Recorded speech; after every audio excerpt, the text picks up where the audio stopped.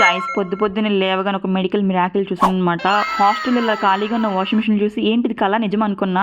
Cut చేస్తే మొత్తం దండలన్నీ full అయిపోయాయి అనమాట. సర్లే పక్కన వాళ్ళ బట్టలు పక్క తోసేసి మన బట్టలు వేసుకుందాం కాన్ఫిడెన్స్ తోటి కిందకు వచ్చేసాను. మా హాస్టల్కి శనగలు ఫ్రీగా దొరుకుతున్నట్టున్నాయి, ప్రతి దాంట్లో నేసేస్తున్నాడు. ఇలా బ్రేక్ఫాస్ట్ చేసి పైకి వచ్చాను లేదో సూర్యుడు గాను. సూర్యుడు, ఓ సూర్యుడు ఏడన్నావు, బేగ రారా బట్టలు ఆరేసుకోవాలి. ఇంక నేను ఫాస్ట్గా రెడీ అయిపోయి ఆఫీస్ స్టార్ట్ అయిపోయా. ఎంత ఫాస్ట్గా అయితే వెళ్ళాను అంతే ఫాస్ట్గా రిటర్న్ వచ్చేసాను. ఏమి రా అంటే మా బస్ ప్యాచ్ అంట 2 గంటలు డిలే అన్నాడు. అంతసేపు నేను బస్ స్టాండ్లో ఏం చేసేదని చెప్పేసి ఇంకా హాస్టల్కి వచ్చాను వర్క్ ఫ్రమ్ హోమ్ చేసుకుందామని. రిటర్న్ వచ్చినా కూడా నాకు బాధ లేదు, కానీ ఐరన్ చేసి వేసుకున్న డ్రెస్ మళ్ళీ వేస్ట్ అయిపోయింది అని బాధేసింది. ఇంక మన ట్రెడిషనల్ డ్రెస్ నైట్ డ్రెస్లోకి షిఫ్ట్ అయిపోయా. ఇంక వెంటనే లాగిన్ చేస్తాను. ఈ లోపు 1 గంట అయింది, నా పొట్టలో గంట కొట్టింది. ఈ మ్యారినేటెడ్ చికెన్ చూడగానే నాలో ఉన్న మాస్టర్ షెఫ్ నిద్ర లేచాడు అనమాట. అండ్ వెంటనే చికెన్ ఫ్రై చేసుకున్నా.